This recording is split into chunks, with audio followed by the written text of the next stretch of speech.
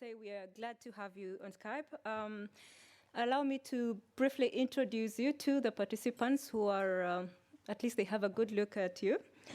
So just a bio on Chris. In his present role, Chris is responsible for identifying new opportunities across all areas of Ricardo's AEA's expertise.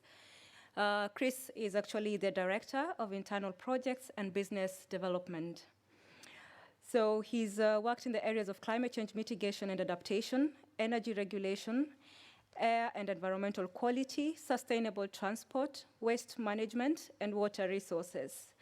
Chris directs key international climate change projects, including supporting the preparation of intended nationally determined contributions in a number of countries, including Bangladesh, Cambodia, Laos, Myanmar, and Nigeria. And he is also the co-author of CDKN's Guide to INDCs, and you can see the cover of that guide. So we are now starting our session, which is learning more from what other countries have done in their INDCs process. The presentation will try and make a summary of insights from Ricardo's and CDKN's projects on supporting INDCs development in more than 15 countries alongside practical solutions to key challenges encountered.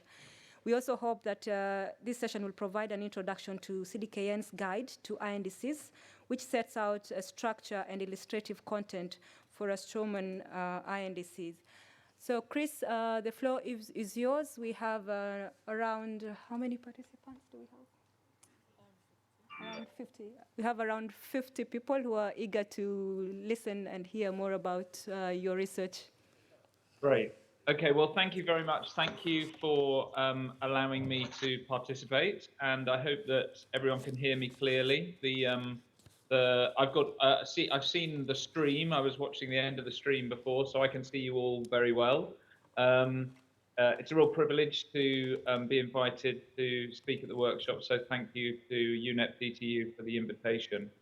I'll just say a little bit about Ricardo-AEA. So we are an international climate and energy consultancy. We're based in the UK, and we were formerly a UK government agency.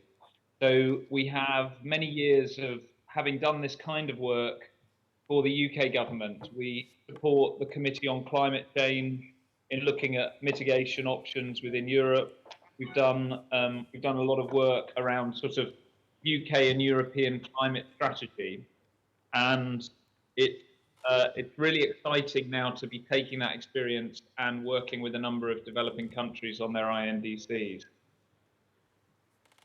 So if you could go on a slide. Yeah, we have a slight delay maybe between the stream and and what I'm doing here. So okay. You can just give me a signal and I'll move forward. Okay, it's gone forward. So the work that this is about is really, it relates to two sets of experience. So the first is the Climate Development Knowledge Network that is supporting INDC development in 9 countries that you can see listed here.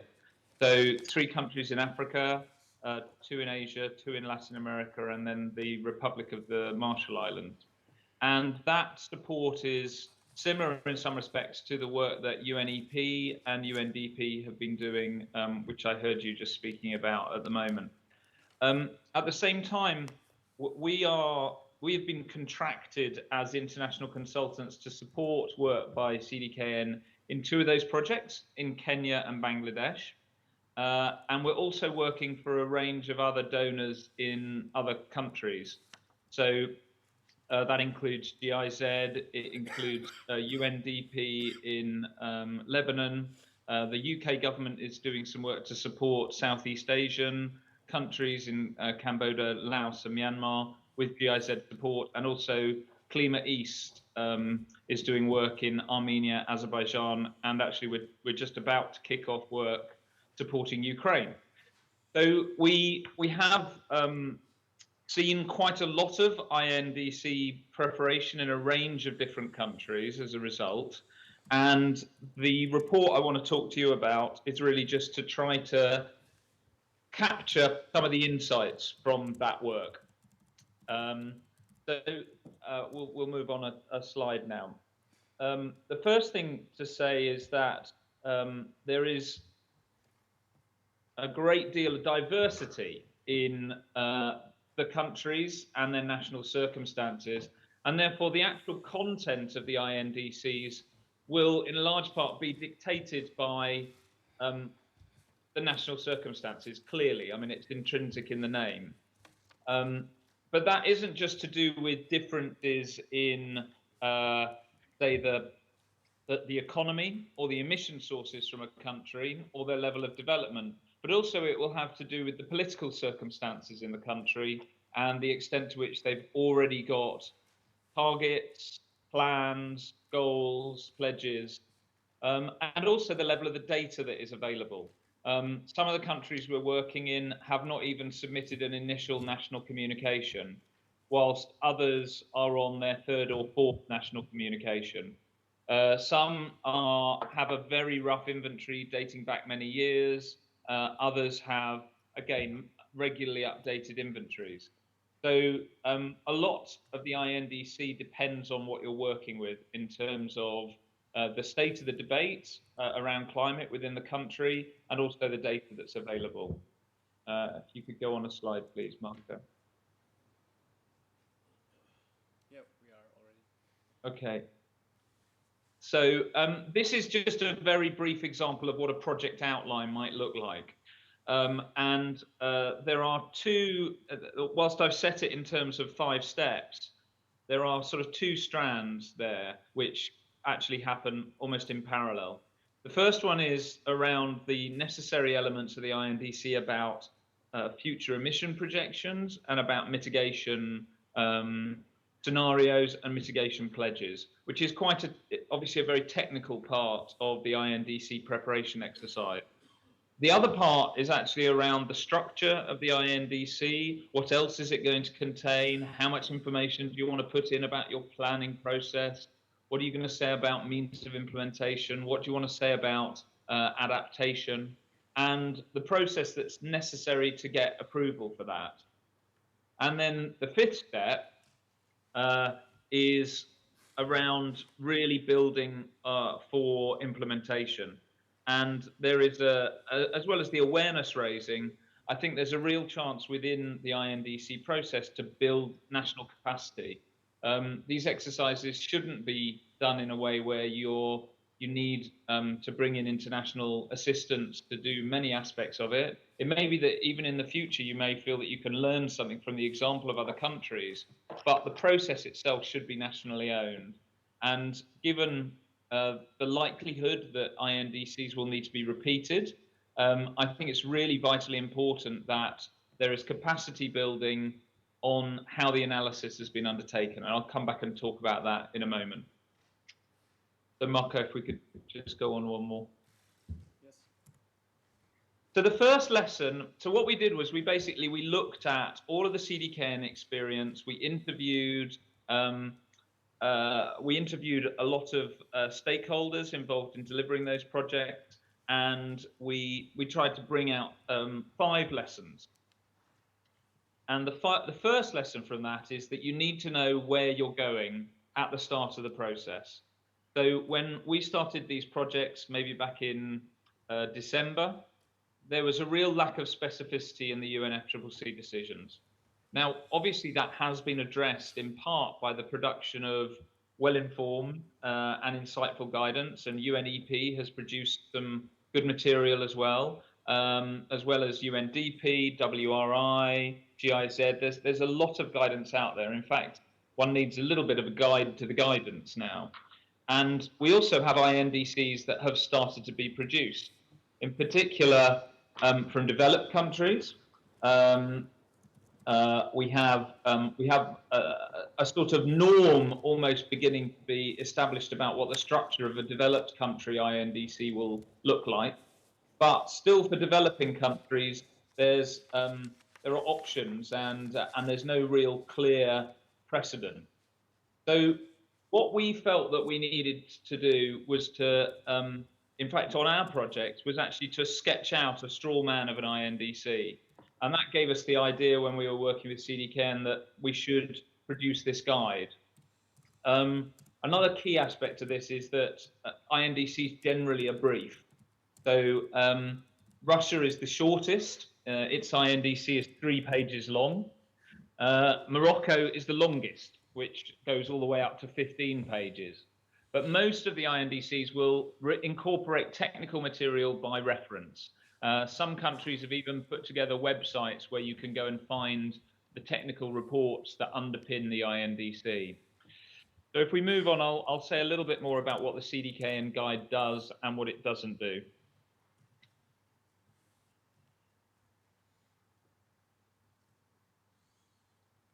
Sorry, I'm trying to keep. So the guide effectively is, it sets out to reproduce the outline structure for an INDC, and it explains the references to the UNFCCC. It provides a little bit of a narrative description of what you might include, includes some tables to explain how that, the types of information. And then it includes sort of illustrative examples for each of the sections.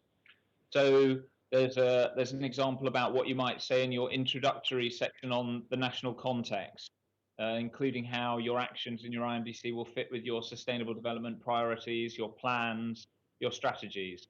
The mitigation section explains, how you might set out different types of mitigation contributions, how you could include data, what sort of level of data you might include if you wanted to put an action-based contribution rather than an outcome-based contribution. Say, for example, if you want to feature a renewable strategy or a waste management strategy or deforestation, what kind of information would you really need to put in for each of those?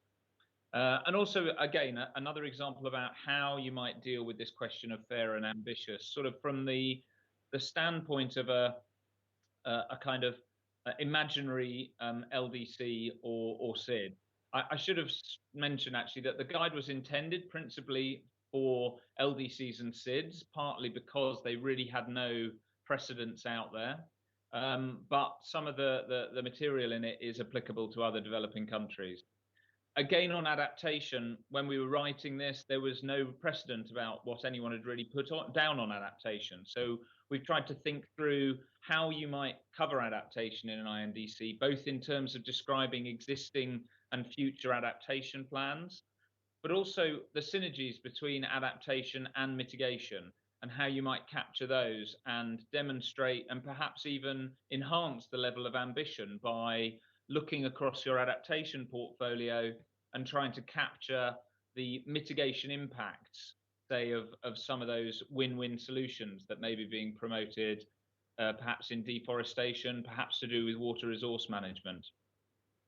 And then the final sections look at the planning process, both in terms of the plans that may be in place domestically to take forward the INDC, and also the support around finance, capacity building, technology transfer needed for that implementation challenge. And again, within the guide, there are examples of all of these, including tables to summarize means of implementation, how to capture maybe the financial cost of some of the support.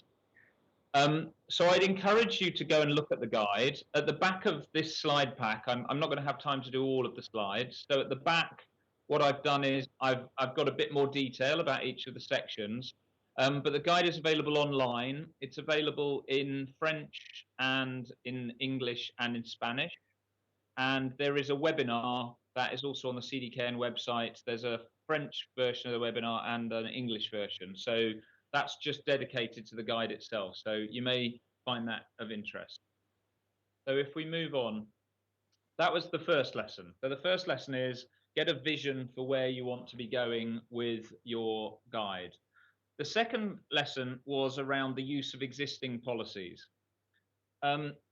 As you'll be aware, no country is a blank sheet of paper anymore in terms of their climate policies. There are national communications, low emissions development strategies, NAMAs, technology needs assessments, NAPs, and also crucially, there are national development plans that in many countries have now mainstreamed climate change, or at least have plans to mainstream climate change. So there is data out there. One of the things that we found was that this data had perhaps not been prepared for use in a political process like the INDC, and therefore countries wanted to do a quality assurance check on it to make sure that it was sufficiently robust to effectively put in as an evidence base for ministerial decision making. And also there's a need for that data to be transparent and its sources to be clear.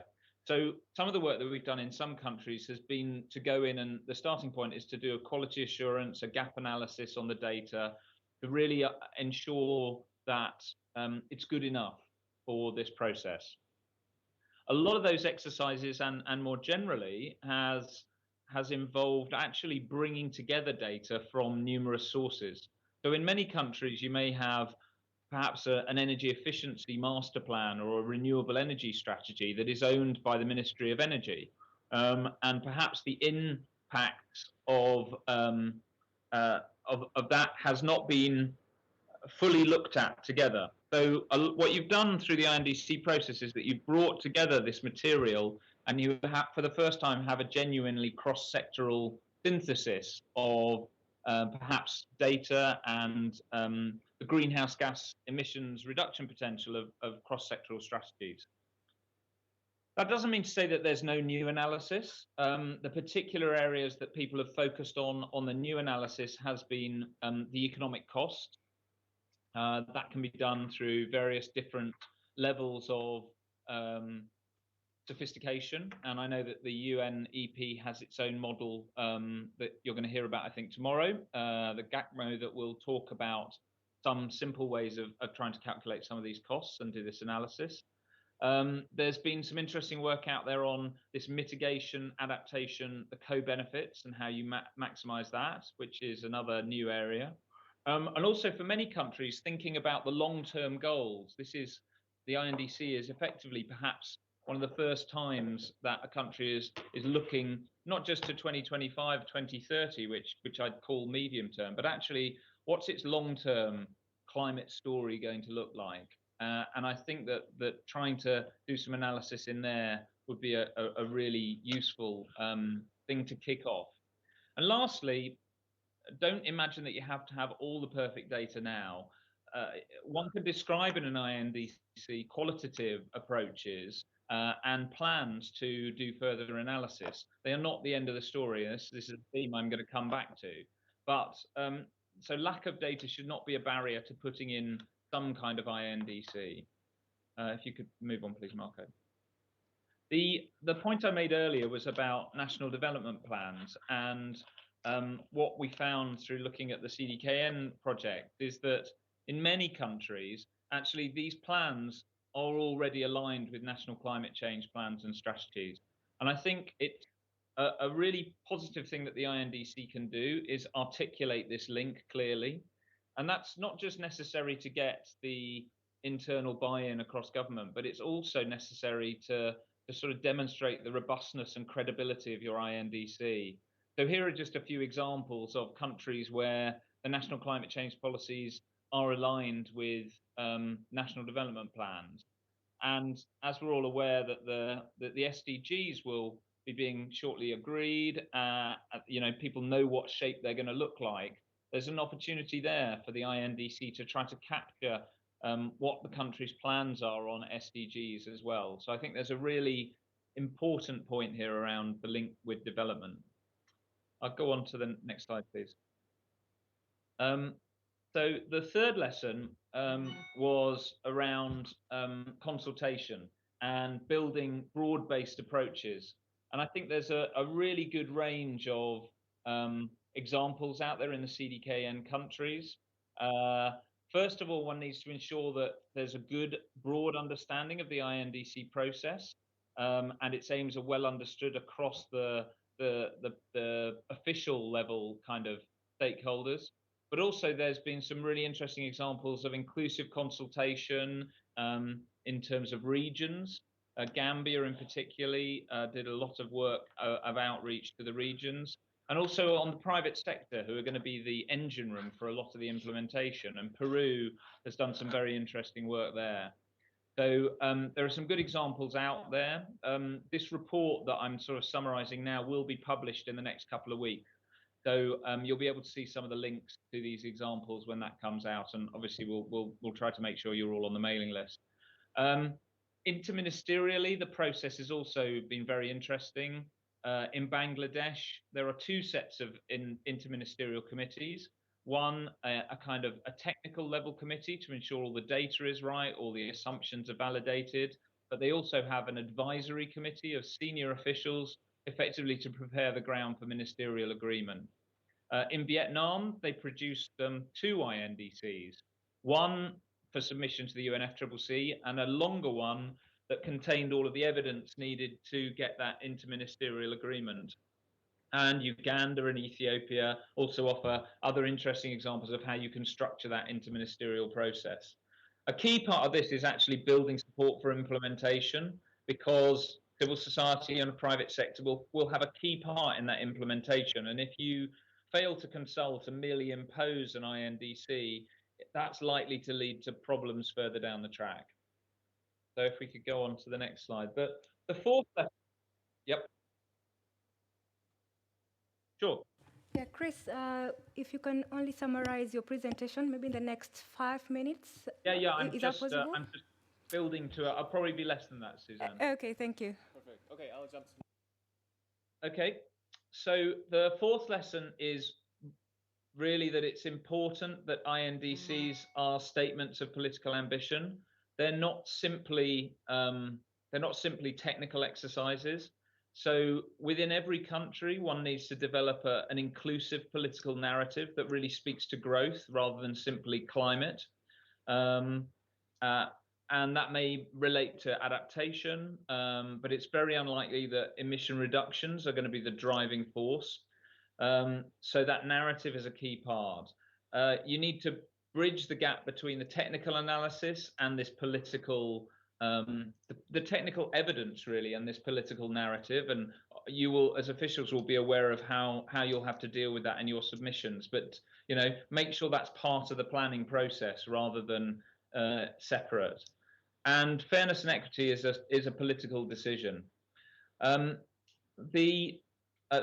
I mean by that is the narrative around why this represents ambition for you is something that needs to be nationally owned. If it feels like it's too easy, it probably is. And everyone sort of needs to feel a little bit of pressure through this INDC process. But then you should be describing and explaining why you think what you're doing is a fair contribution. But I do think that the INDC process has released momentum. In Bangladesh, there was a lot of excitement that they were able to talk about mitigation for the first time rather than just adaptation. And it's important we try and harness these. Then the final point on this is that there is flexibility through unilateral and conditional, but I suppose you should also be aware that your INDCs, once they're published, will be subject to review and comment by research institutions. I knew people were talking about whether the UNFCCC synthesis report, but you're already seeing INDCs that are published going out and being assessed. And if you show the next slide, there's just an example of this. So Morocco's INDC has been reviewed by the Climate Action Tracker Group and has been assessed as being sufficient, which effectively means, it's good enough to get us on track for 2 degrees. And what every country wants to do is to be in that nice green set up with Costa Rica. And where you don't want to be is down in the inadequate set with Australia and Canada. So, be aware that this stuff will be assessed. Then one final slide.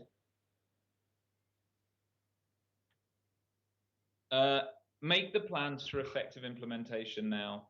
The readiness for implementation, again, there's a very broad spectrum, but the INDC allows you to have the opportunity to set up your institutional structure to support implementation, to enhance your analytical capacity, to consider what MRV processes you need to actually deliver that and show progress on delivery of that INDC. And that's not just going to be about counting greenhouse gas emission reductions, but it will be, say, a NAMA MRV framework, which could measure other indicators of progress, and also to request support for that implementation.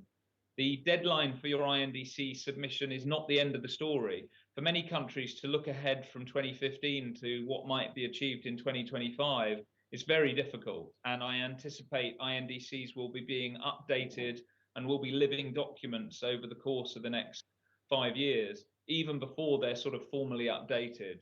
So I would encourage people to come forward with what they can by the deadline to ensure that they go into the mix in Paris, but then to be thinking about how to continuously improve that going forward. The last slide just has my contact details and the links to the guide. Hope that's okay, Suzanne. Thank you very much.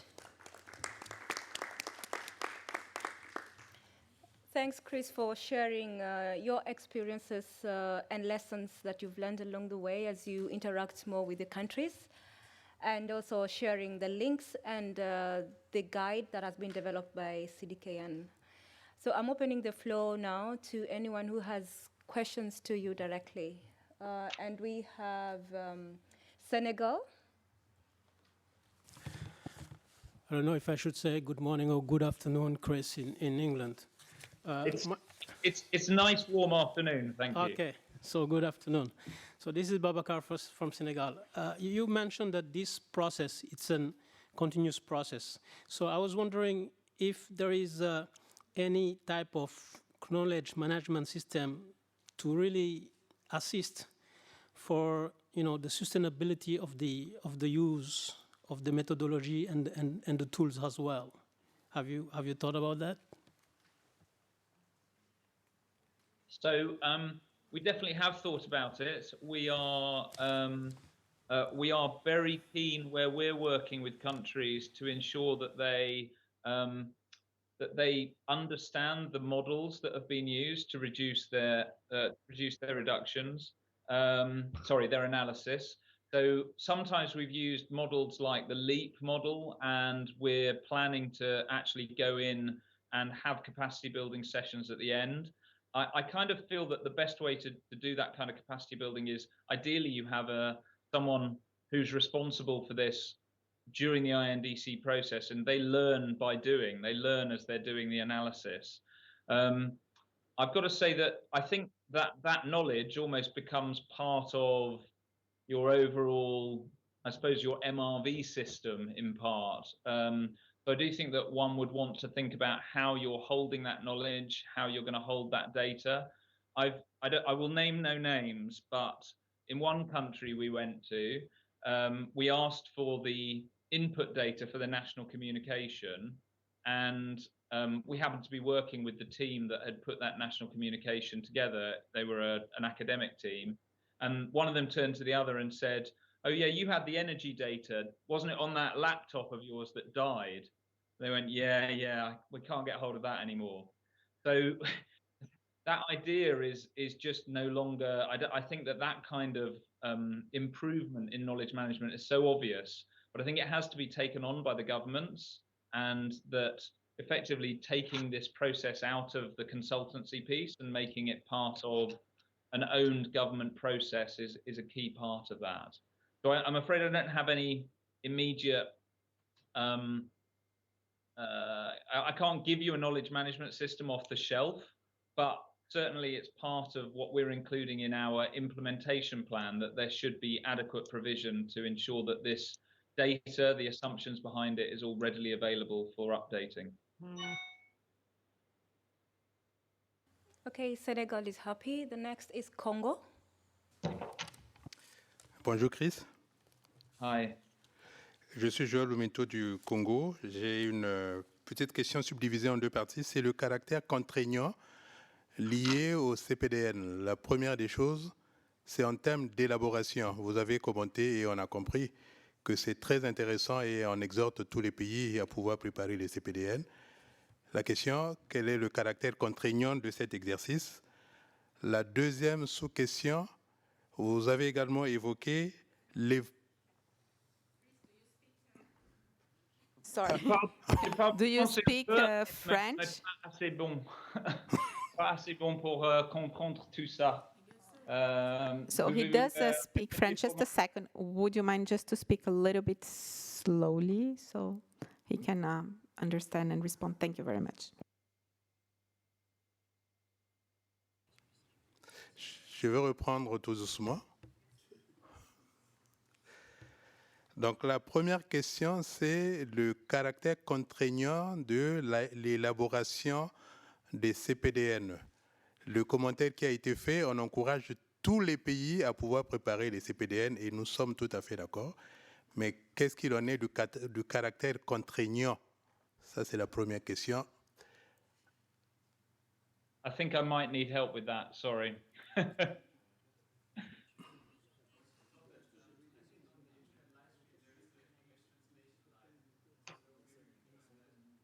Okay. I'm trying to get that, but it's not coming through. Sorry, Congo.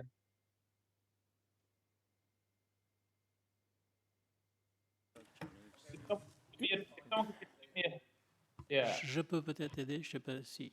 Ce que je comprends de la question, c'est quelles sont les contraintes, en fait, une fois qu'on a le CPDN en place, c'est bien ça? Non, quel est le... Est-ce qu'il y a un caractère et un texte? Qu'est-ce qui fait l'obligation de la rédaction ou de la préparation des CPDN, puisqu'on dit que c'est un caractère volontaire? Non, est-ce que c'est contraignant, non contraignant? Donc, c'est ça ce qu'il cherche à comprendre. Parce qu'après, la deuxième chose, c'est au niveau de l'évaluation. Il a dit tout à l'heure que ça va être évalué.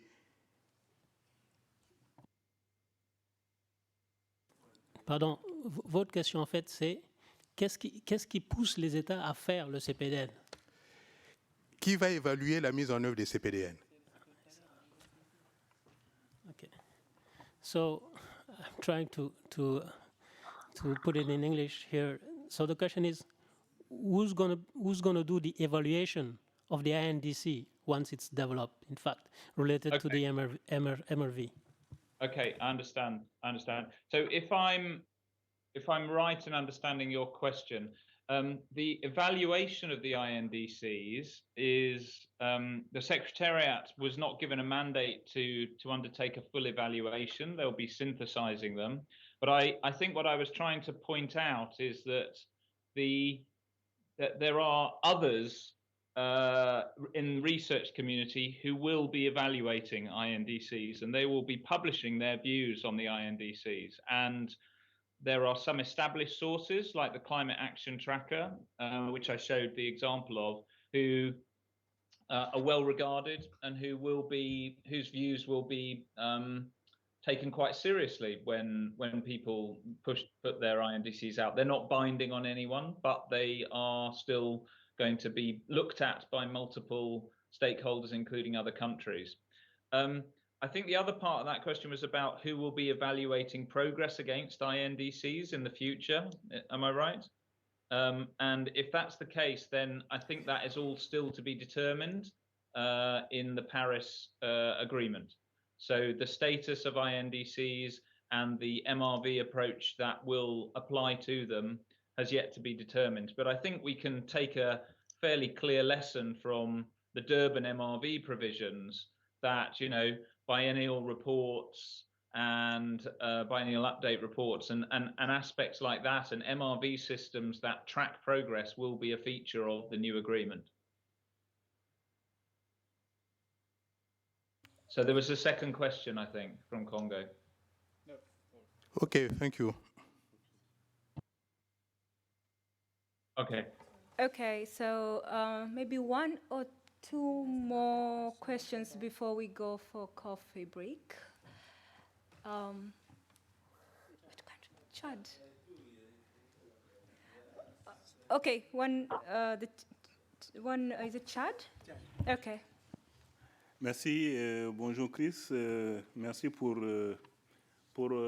cet apport important pour nous. C'est un commentaire et je voudrais dire ici que j'ai une conviction, c'est celle que les mesures d'adaptation qui pourront être mises en œuvre au niveau national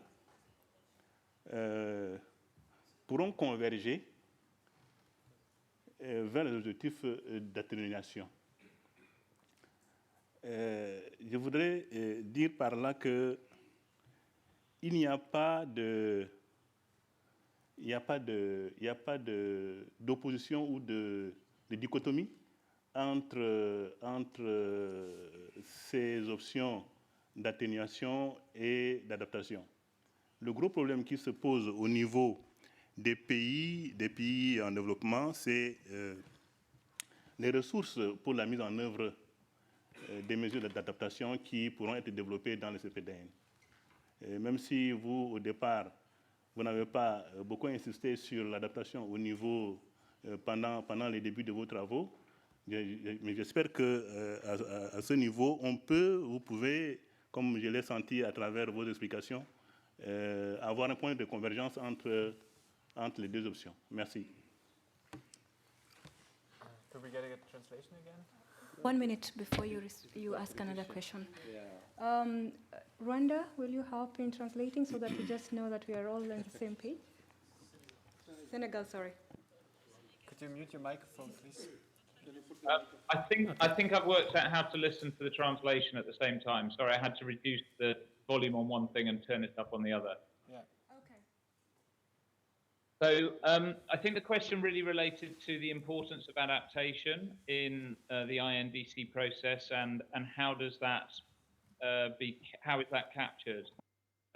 I would say this is a really fundamental point. One of the first things that we discovered was that even if countries had taken a position in the international negotiations that mitigation was the central element of INDCs, as soon as, and I know that was the position of a number of the negotiating parties, including the LDC group, as soon as they returned home and started to get involved in a national process, then the importance of including adaptation became clear.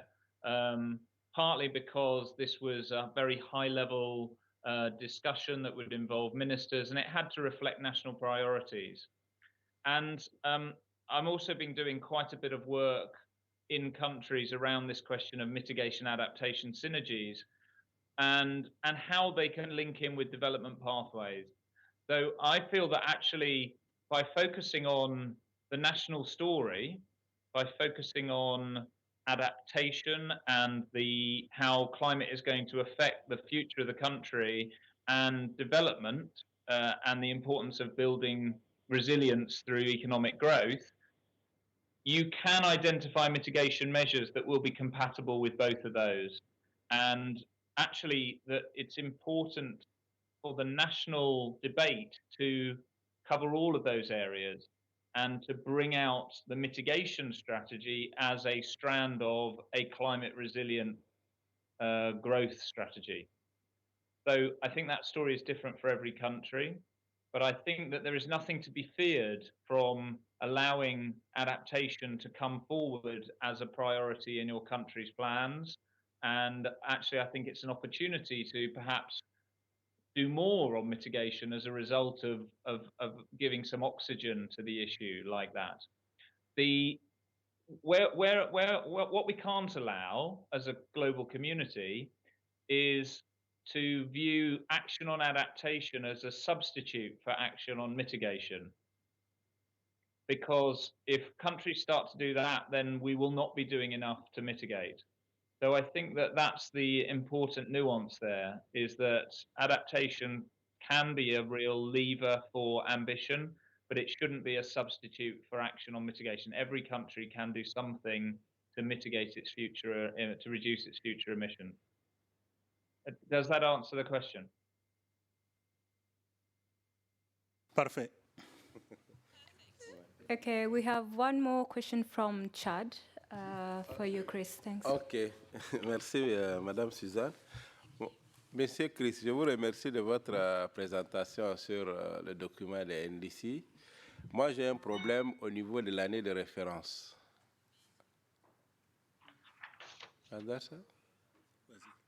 Bon, j'ai des problèmes au niveau de l'année de référence pour les INDC au Tchad. Donc, on a fait la première communication, l'année de référence, c'est 1993. La seconde communication, l'année de référence, 2000. Et pour NDC, lors de discussion, l'année de référence 2010. Mais je ne suis pas d'accord sur l'année de référence 2010. Est-ce que vous pouvez m'éclaircir un peu comment on peut choisir l'année de référence pour l'élaboration des NDC? Merci.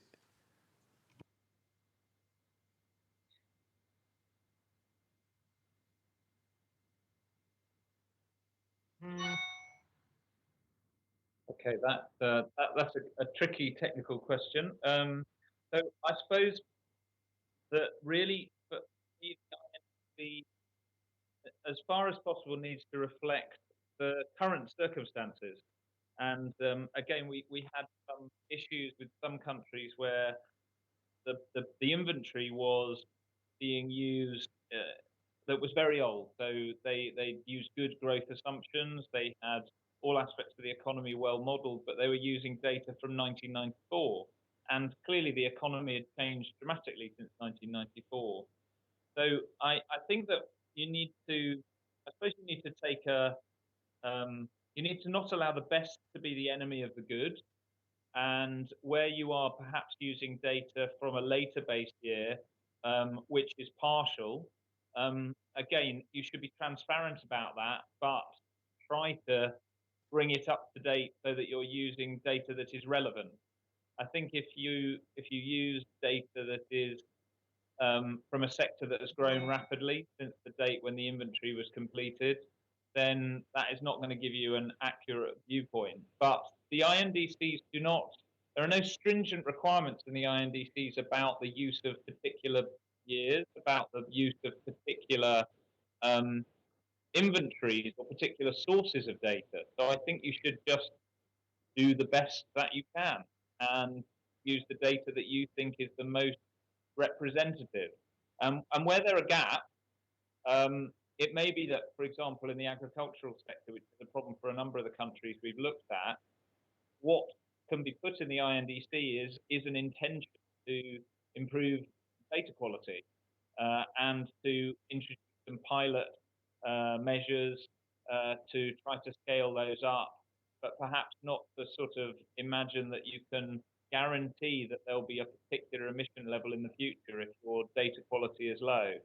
So I think transparency would be the answer to that, but also tailoring to your national circumstances. Chad, are you satisfied with that response? Yeah, and also recommend that we'll have parallel sessions tomorrow anyway to further discuss the mitigation and adaptation and how to report on those. So, okay, thank you. So Chris, allow me on behalf of everybody else here to thank you very much for your time and sharing your experiences with us. I only wish you were here to join us as we break for coffee. And thank you, and have a good afternoon. Thank you, Dan. So yeah, I'm sorry I'm not with you. It's our financial year end today, so I have a number of other responsibilities. But I suppose the only thing I would mention is that some countries are literally starting the process now, and it's not too late. If anyone wants any more information from me, please do go ahead and ask.